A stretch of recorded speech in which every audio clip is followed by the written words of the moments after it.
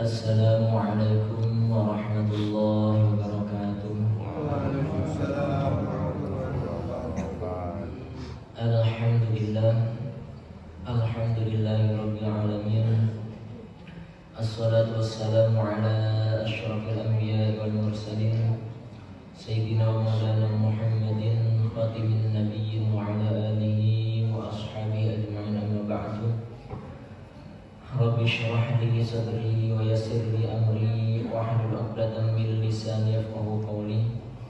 Subhanaka la 'ilma lana illa ma 'allamtana innaka antal 'alimul hakim. Allahumma la sahla illa ma ja'altahu sahlan wa anta taj'alul huzna sahlan idza syi'ta sahlan. Bapak Ibu jamaah salat subuh rahimakumullah.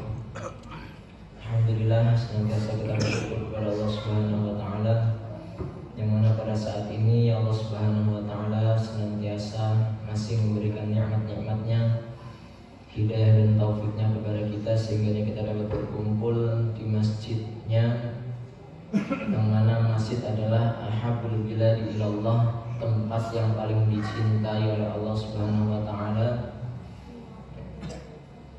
Sehingganya semoga dengan beradanya kita di dalam masjid sebagai tempat yang paling dicintai oleh Allah Subhanahu wa taala, kita juga menjadi hamba-hamba yang dicintai oleh Allah Subhanahu wa taala. Amin ya rabbal alamin. Salat dan salam semoga senantiasa tercurahkan kepada junjungan kita Nabi Agung Muhammad sallallahu alaihi wasallam,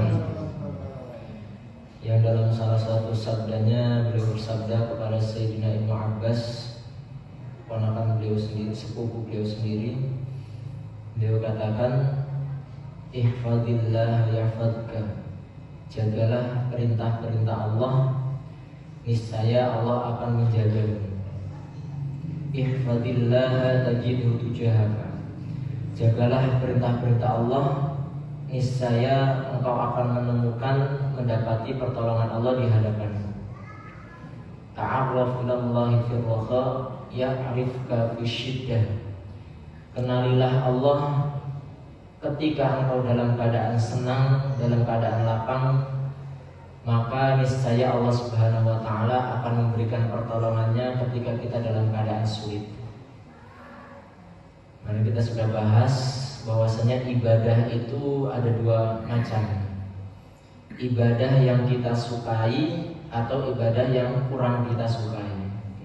Ibadah yang kita jalani dengan ringan ataupun ibadah yang kita jalani dengan susah payah. Seorang hamba itu pasti akan menjalani keduanya jika dia benar-benar orang yang beriman. Barangkali di antara kita ada yang ketika berpuasa itu ringan, mudah, tapi sebagian yang lain kalau jalani puasa itu sangat berat. Apakah lantas ketika berat ditinggalkan? Tidak. Walaupun dalam keadaan sulit, berat, selama kita masih mampu, kita harus tetap menjalankan. Sebagian kita barangkali ada yang ketika sedekah itu ringan, tapi sebagian yang lain juga ketika sedekah atau mengeluarkan harta untuk infak dan sebagainya itu amat berat. Lantas apakah ketika kita merasa berat, ketika ada tuntutan untuk sedekah, apalagi membantu orang yang benar-benar membutuhkan, apakah kita tidak mau menjalankannya? Tetap kita harus dituntut untuk menjalankannya, walaupun dalam keadaan sulit. Terlebih bagi yang menjalankan dengan mudah. Sebagian kita ada yang ketika menjalankan i'tikaf, membaca Al-Quran barangkali ringan, tapi sebagian yang lain kadang-kadang sulit dan berat. Makanya disitulah peran kesabaran dalam menjalankan ibadah. Dan dinyatakan ketika kita sudah istiqomah menjalankan, berusaha menjalankan ibadah walaupun hal yang tidak kita sukai, terlebih hal-hal yang kita sukai, maka insya Allah di situ ada jaminan kecukupan, penjagaan dari Allah Subhanahu wa taala. Kemudian kemarin kita sudah bahas mengenai masalah taubatnya. Fa idza aradallahu bi'abdihi khairan fatalahu min abwabit taubah. Seorang hamba yang dikehendaki kebaikan oleh Allah, maka akan dibukakan baginya pintu taubat, akan dimudahkan baginya untuk bertaubat kepada Allah. Wan nadam, menyesal, inkisar, merasa hancur, ya. Dzul, merasa hina di hadapan Allah, dan akhirnya dia merasa butuh kepada Allah Subhanahu wa taala. Yang mana ketika seorang hamba sudah dalam posisi taubat dengan taubat yang sebenarnya, maka disitulah setan akan menyesal. Setan akan menyesal. Kenapa? Setan sudah bertahun-tahun menjerumuskan seseorang ke dalam dosa. Ternyata kok tiba-tiba taubat. Kenapa kok bisa menyesal? Karena dengan taubat pertama adalah setan menutup celah, ya. Atau barangkali dia sudah rugi. Selama ini orang ini sudah menghasilkan dosa yang banyak, tiba-tiba berhenti dari menghasilkan dosa atau berbuat dosa. Dan kerugian yang selanjutnya adalah ketika seorang bertaubat, maka keburukannya bukan hanya diampuni oleh Allah, tapi justru diganti dengan kebaikan. Maka sebagian ulama salaf mengatakan innal 'abda la ya'malu dzamba yudkhilu bihil jannah. Sebagian hamba itu ada yang ketika melakukan dosa, justru dosa itu membuat dia masuk surga. Gara-gara berbuat dosa justru membuat dia masuk surga. Dan ketika dia berbuat kebaikan, justru terkadang kebaikan itu membuat dia masuk ke dalam api neraka. Maka ditanyakan, bagaimana kok bisa-bisanya dosa itu membuat orang masuk surga, malah kebaikan membuat orang masuk neraka? Yakni ketika seorang melakukan dosa, fala yazalu nasaba 'ainihi minhu musyfiqan wajilan bakiyan nadiman mustahiyan min rabbih. Ketika dia melakukan dosa, kemudian dia menyesal, kemudian dia merasa rendah, merasa takut, nangis, nyesel, malu kepada Allah Subhanahu wa taala. Dan dengan perbuatan tersebut justru lebih bermanfaat bagi dia ketimbang ketika dia melakukan ketaatan. Kadang-kadang kita ini kalau taat terus, Pak, kita tuh merasa tidak pernah punya salah. Sama Allah itu rasa-rasanya ya jalani kehidupan ini gak ada perasaan tadallul yang lebih, maksudnya tidak ada perasaan yang merendah. Kenapa? Karena kita hari-hari taat. Tapi kadang-kadang kita dijerumuskan ke satu dosa yang membuat kita itu justru merasa hina di hadapan Allah Subhanahu wa taala. Kadang kita berbuat taat membuat kita itu sombong, ya. Sombong, takabur, ujub, merasa tidak punya kesalahan, merasa hidupnya suci dan sebagainya. Bahkan kadang-kadang kita melihat orang yang berbuat dosa, melihat orang yang dalam keadaan kemaksiatan, kita pandang dengan pandangan yang hina, merasa diri kita taat dan sebagainya. Justru kadang-kadang ketaatan itulah yang membuat seorang itu bisa masuk neraka. Kenapa? Karena kesombongannya. Dikatakan la yadkhulul jannah man kana fi qalbihi mithqalu dzarratin minal kibr. Orang yang dalam hatinya ada sebiji dzarrah kesombongan saja, itu tidak bisa masuk ke dalam surga. Maksudnya tidak bisa masuk surga lebih awal daripada orang-orang yang di hatinya tidak ada kesombongan. Jadi kadang-kala seperti itu, Pak. Kadang-kala ada orang kalau berbuat baik terus justru malah jadi sombong, jadi takabur, kemudian merasa tinggi, merasa hebat, akhirnya diuji dengan kemaksiatan. Dan gara-gara maksiat dia malah jadi tobat. Jadi lebih banyak istighfarnya, lebih banyak sholatnya, lebih banyak ngajinya, gitu kan? Karena merasa kotor, berusaha untuk membersihkan diri. Tapi bukan yang israr. Maknanya berarti kalau berbuat dosa yang dipuji itu justru bukan yang israr. Israr itu terus-terusan, tapi mereka yang bertobat kepada Allah Subhanahu wa taala. Maka orang-orang yang ma'rifat kepada Allah Subhanahu wa taala, mereka itu adalah orang yang senantiasa melihat dirinya dalam keadaan kurang, dalam keadaan kurang itu maksudnya kurang amal, kurang bagus, kurang bersih, ya. Dalam keadaan dirinya hina, melihat dirinya itu sosok yang rugi. Dalam artian ketika menjalankan ibadah kita ini kan belum tentu, Pak, diterima atau tidak. Apa ada yang bisa menjamin ketika kita sholat subuh jamaah tadi diterima atau tidak? Apakah ketika kita sedekah tiap hari kita bisa jamin sedekah kita pasti diterima? Belum tentu, ya. Nah, kita mandang diri kita seperti itu dan senantiasa memandang bahwasanya Allah itu memiliki ihsan, rahmat, ya, kedermawanan, kebaikan dan sebagainya. Nah, ketika kita sudah senantiasa memandang diri kita dengan pandangan yang hina, yang tidak saya itu siapa, bukan siapa-siapa, seperti itu. Kemudian memandang Allah memiliki segala keutamaan, kelebihan, kebaikan, sehingga kita bisa beramal ya karena Allah, kita bisa berbuat baik ya karena Allah, ya, kita bisa membantu orang lain ya karena Allah, bukan karena kemampuan saya. Maka disitulah insya Allah seorang hamba akan mudah dekat kepada Allah Subhanahu wa Ta'ala. Ini senada dengan Sayyidul Istighfar.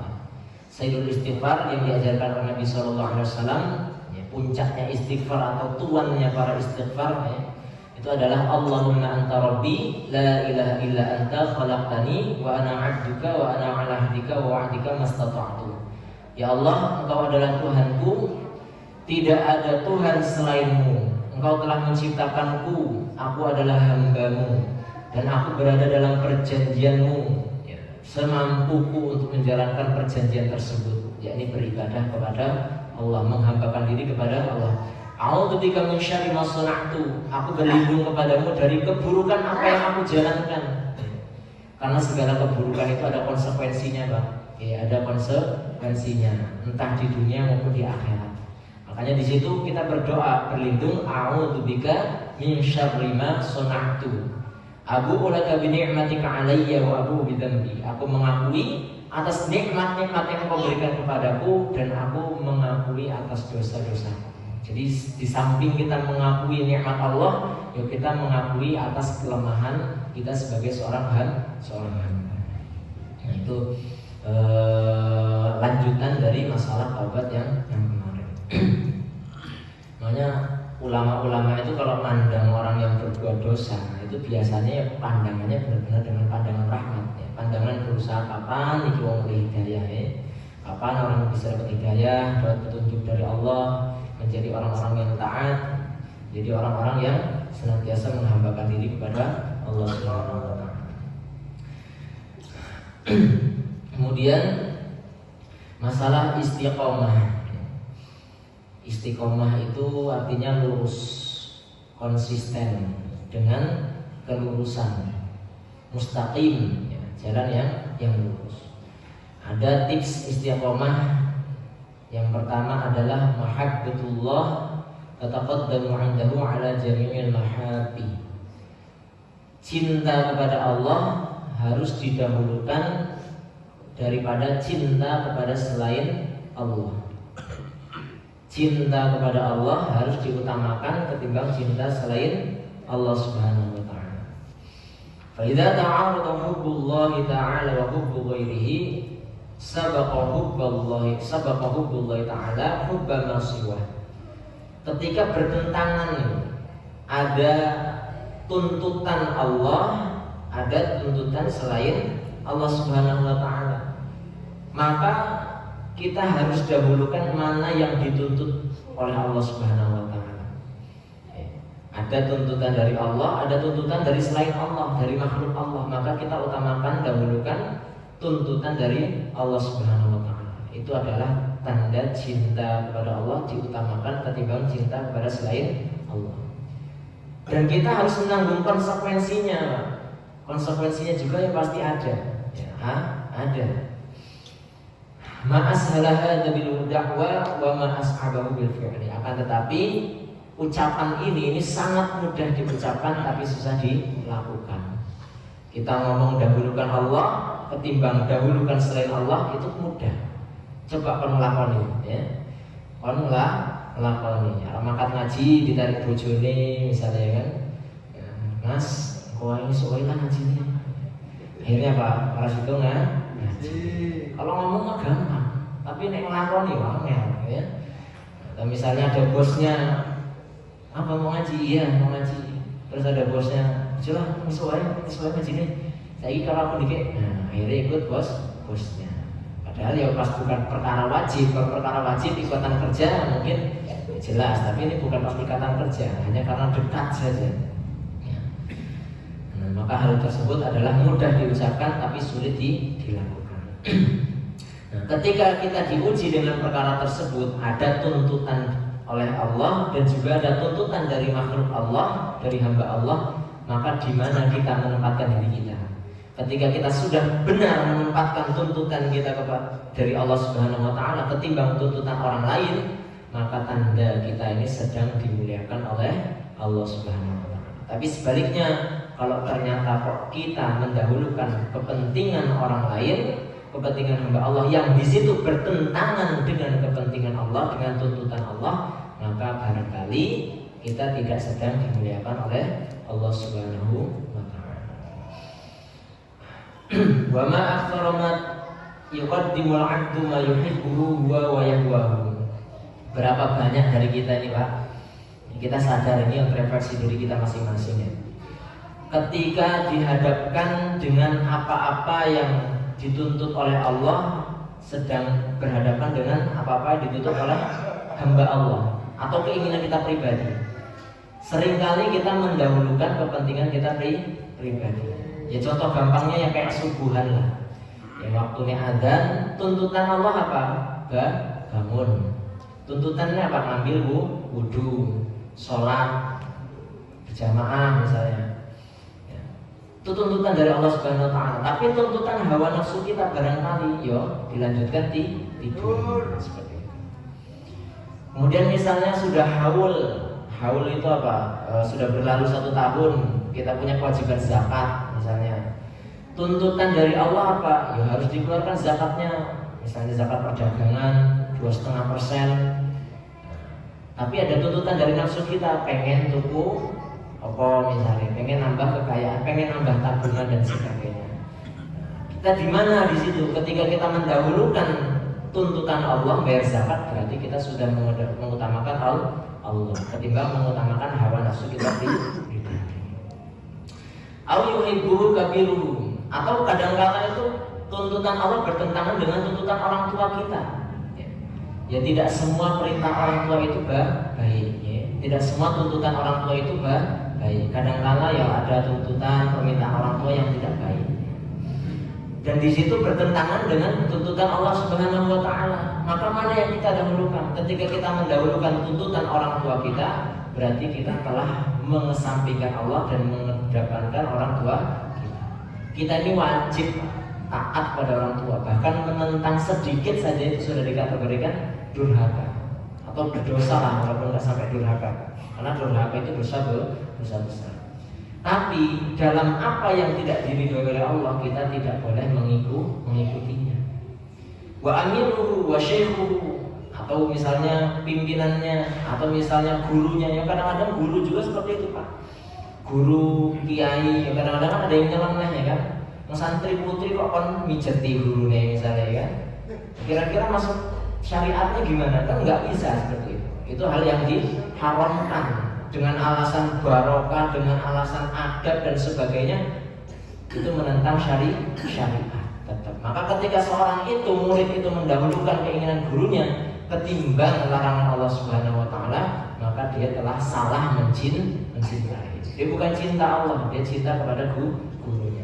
Wa ahluhu ala ma yuhibbullahu ta'ala. Dan juga kadang-kadang kita mendahulukan kecintaan istri kita ketimbang kecintaan apa yang dicintai oleh Allah SWT. Itu sering lah dalam kehidupan kita.